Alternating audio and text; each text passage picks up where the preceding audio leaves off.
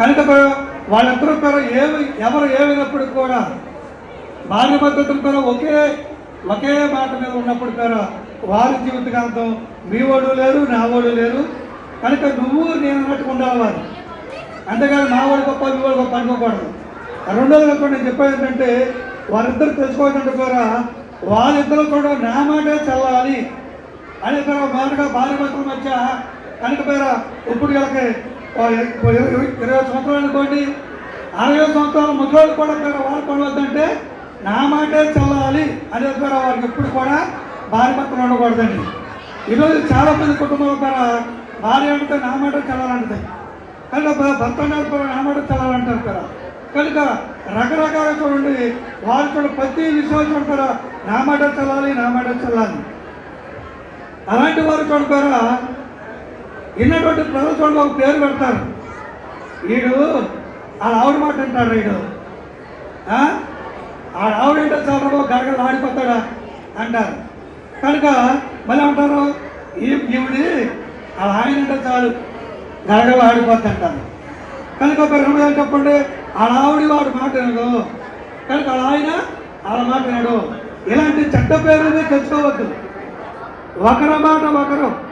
ఈరోజు నుంచి మీరు భారభర్త అవుతున్నారు కనుక ఒక కుటుంబంగా ఏర్పడుతున్నారు కనుక మీకు పిల్లలు పెట్టాలి, వాళ్ళకి పెద్దలు అవ్వాలి, వాళ్ళకి పెళ్లిళ్ళు చేయాలి, కనుక మీరు తల్లిదండ్రులు అవ్వాలి, తర్వాత వాళ్ళు పెళ్ళి అయిన తర్వాత మీరు తాతలు అవ్వాలి.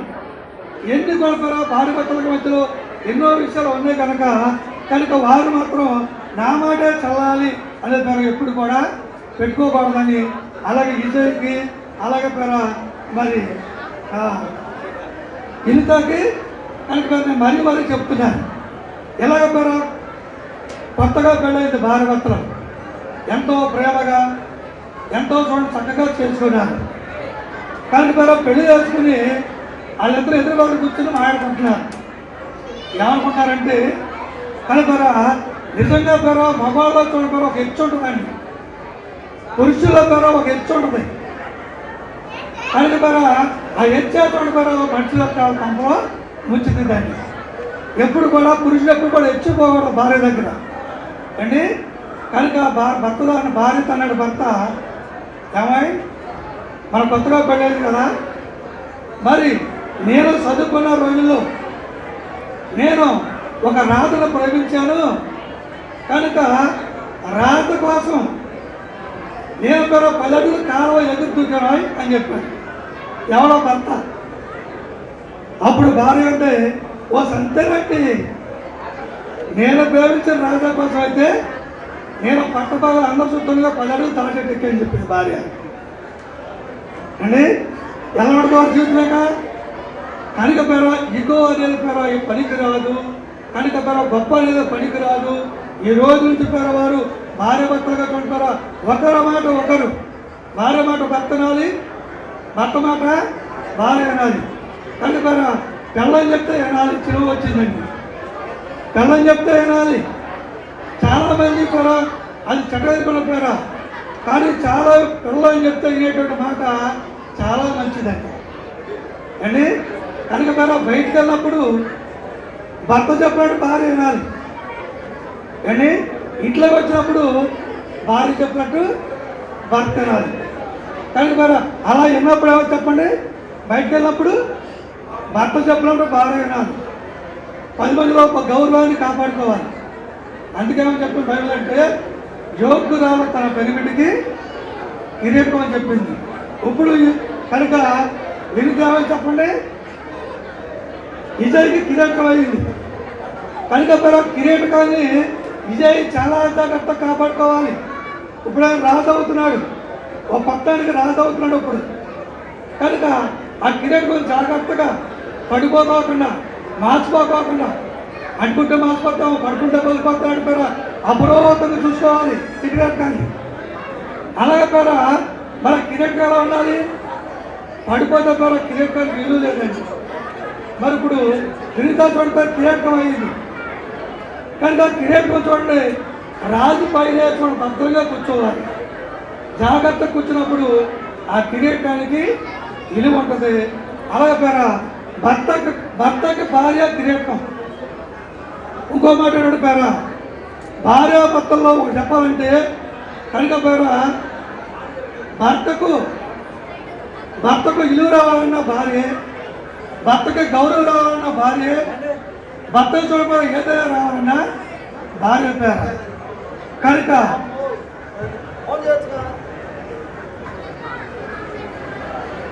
ఇద్దరు అన్నదమ్ములు ఉన్నారు. అలాగే విజయ్ అలాగే కిరణ్ లాగా ఇద్దరు అన్నదమ్ములు ఉన్నారు.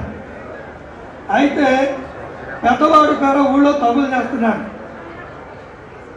వచ్చిన తగులు చేస్తున్నాడు, గొడవలు తీరుస్తున్నాడు, న్యాయం తీరుస్తున్నాడు, కనుక అన్నీ కూడా చేస్తున్నాడు. అప్పుడు చిన్న భార్య వచ్చింది.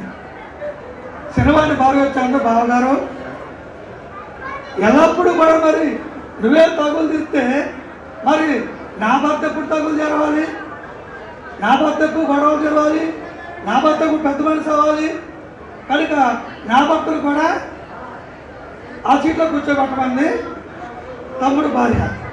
సరే, తమ్ముడి మీద ప్రేమ చేత అన్నాడు, సరేరా ఇదిగో ఈ రోజు నుంచి నువ్వు ఈ కుర్చీలో కూర్చో, ఈ శివత్రంలో కూర్చో, వచ్చేటువంటి వారికి చక్కగా తగ్గులు చెప్పు అన్నాడు. కనుక ఒక ఆ ఊళ్ళో చూడండి, ఒక ఆమెకు తప్పు చేసింది. ఒక ఆయన తల్లికి తప్పు చేస్తే ఆయన వచ్చాడు, అయ్యా నా తల్లి తప్పు పడింది, నా దగ్గర ఏమీ లేదు, కనుక దయచేసి నాకు ఏదైనా సాయం చేస్తే నా తల్లిని హాస్పిటల్ చూపించుకుంటాను అన్నాడు. అప్పుడు అన్నాడు, అయ్యా నీకు తల్లే నాకు తల్లే, కనుక ఇదిగో ఈ 10,000 లక్షలు చూసుకోమన్నాడు. కనుక రెండో రోజున ఇంకొక ఆయన వచ్చాడు, అయ్యా నా భార్య తప్పు చేస్తుంది, మరి నా భార్య చూడండి హాస్పిటల్ చూపించుకోవాలి, కనుక వారికి కొంచెం డబ్బు సాయం చేయమన్నాడు. అప్పుడు అన్నాడు, ఒరే నీకు భార్య నాకు భార్య, కనుక ఇదిగో ఈ 10,000 లక్షలు చూసుకోమన్నాడు.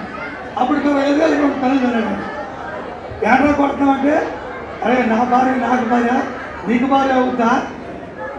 కనుక పేరా ఎందుకంటే చూడండి అన్ని విషయాలు చూడండి పేరా భర్త భార్య మాట వినాలి, అలా కూడా భార్య కూడా భర్త మాట వినాలి.